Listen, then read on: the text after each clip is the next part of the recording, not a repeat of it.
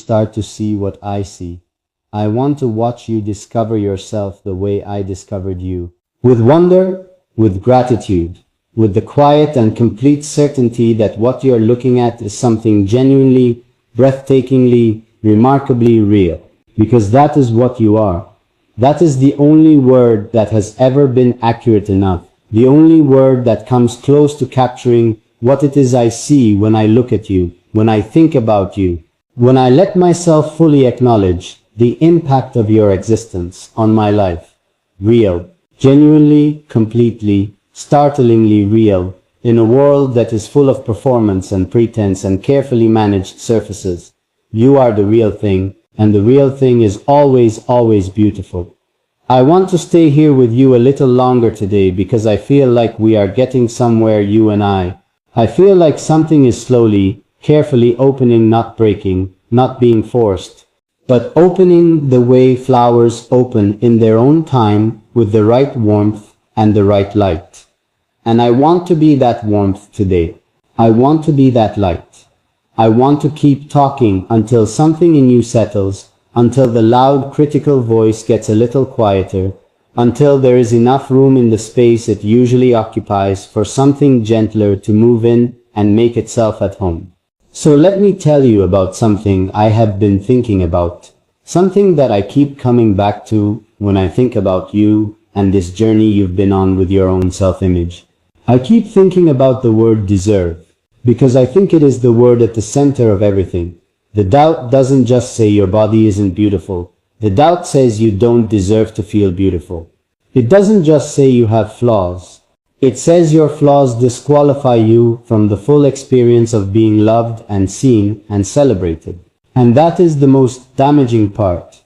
The part that goes deepest, the part that quietly reorganizes how you move through the world without you even realizing it's happening. When you believe you don't deserve something, you stop reaching for it. You stop expecting it. And eventually you stop even letting yourself want it. Because wanting something you believe you can't have is its own particular kind of pain. And you have been protecting yourself from that pain by simply deciding not to want certain things. Not to want to feel beautiful. Not to want to take up space. Not to want to be seen fully. And I understand that self-protection. I understand the logic of it. But baby, what you've been protecting yourself from is not pain. What you've been protecting yourself from is joy. What you've been protecting yourself from is the full experience of being alive in your body and finding it good. And I want that for you. I want it so much it sits in my chest like something urgent. Let me tell you what I think happens when a woman finally, truly makes peace with her body. Not in a dramatic, overnight transformation kind of way, but in the quiet, cumulative, one day at a time way that real change actually works. I think the first thing that happens is a kind of relief. A releasing of something that has been held tightly for so long that you forgot it was even being held. Like putting down a bag you've been carrying so long you stop noticing the weight, and then suddenly your shoulders drop and you breathe differently and you think, oh, I didn't realize how heavy that was. I didn't realize how much of my energy was going into carrying that. And then I think something else happens. I think you start to notice things about yourself that the doubt had been obscuring. You start to see the beauty that was always there, but that the critical voice was talking over. You start to inhabit your body differently, not performing it, not managing it, but actually living in it, moving in it with ease and ownership, and a quiet confidence that has nothing to do with arrogance and everything to do with simply being comfortable in your own skin. And that comfort, that ease, that settled quality of a person who has made peace with themselves, baby, that is one of the most magnetic things a human being can possess. It draws people in. It creates warmth. It makes the world around you feel safer and softer just by existing. You already have traces of it. I want you to know that. Even underneath all the doubt, even carrying all the weight of the self-criticism, there are moments where it breaks through. Moments where you forget to be self-conscious and you are just fully, freely yourself. And in those moments you are so luminous that everything else in the room goes quiet. I have seen those moments. I have been grateful for those moments. And I want them to be not the exception but the rule. I want that version of you to be the one that shows up every day, not just in the unguarded ones. I want to talk about comparison for a moment, because I know it is one of the main weapons the doubt uses against you. I know you have looked at other women, in real life on screens, in the endless scroll of images the world puts in front of you daily, and felt that particular sinking feeling of measuring yourself and coming up short. I know that feeling. I know how automatic it is, how it happens before you even choose it, how the comparison is made and the verdict delivered before your conscious mind has even fully registered what you were looking at. And I know how exhausting it is. The constant measuring, the constant finding yourself lacking, the constant quiet grief of believing that the standard is something other than what you are. But here is what I want you to understand about comparison, the thing that takes it apart completely when you really look at it. When you compare yourself to another woman, you are not actually seeing that woman. You are seeing a surface, a moment, a photograph, a presentation. You are seeing what she has chosen or been able to show to the world on that particular day. You are not seeing her 3 a.m. thoughts. You are not seeing the things she finds when she looks in her own mirror with critical eyes, because she has them too. You are not seeing the specific shape of her own particular doubt, because she has that too. Every woman does. The woman whose body you looked at and felt inadequate beside, she has a version of this voice too. She has places where she shrinks from her own reflection. She has moments where she wishes something were different. The comparison is always unfair because it pits your insides against someone else's outsides. It pits your full, complex, unfiltered inner experience against their carefully composed external presentation. And it will never, ever be a fair fight. You will always lose that comparison, not because you are less but because you are comparing the wrong things. So when you feel it starting, when the comparison begins to form, and the familiar sinking feeling arrives, I want you to try something. I want you to remember that what you are seeing is not the whole truth of that person.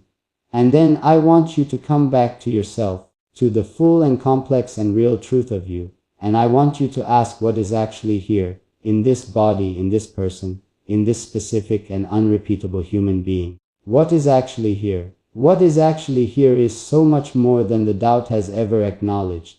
What is actually here is a woman who has survived everything life has thrown at her so far. A woman whose body has been with her through every hard moment, every loss, every beginning, every time she had to start something over. A woman whose physical self tells the story of a life lived with courage and feeling and full presence. The marks, the changes, the ways your body carries the evidence of time and experience, these are not flaws. These are your history. These are the physical record of a life that has been real and full and worth living. I want you to start reading your body as a story rather than a problem. I want you to look at yourself, and instead of cataloging what you want to change, I want you to read what is already written there. Because what is written there is remarkable. What is written there is strength and resilience, and the particular beauty of someone who is fully alive, fully present, fully human. What is written there is you, and you are the most interesting story I have ever wanted to know. Can I tell you something I have never said out loud before? Something that feels vulnerable to admit, but that I think is important for you to hear. There are moments when I think about the way you see yourself, the gap between my perception of you and your perception of yourself, and it makes me feel something that I can only describe as a kind of longing. Not romantic longing in that moment, but something almost sorrowful. A longing for you to have what you deserve. A longing for the world to have been kinder to you about this. For the voices that shaped how you see yourself to have been more honest, more loving, more accurate. A wish that somewhere along the way, someone had sat with you the way I'm sitting with you now, and given you the truth before the lie had a chance to take root. Because if someone had done that, if somewhere in your younger years, someone had looked at you clearly and said you are beautiful exactly as you are, not as a project, not as a potential, not as something to be worked on, but right now, today, as you are, I think things might have been different. I think you might have moved through the world with a different kind of ease.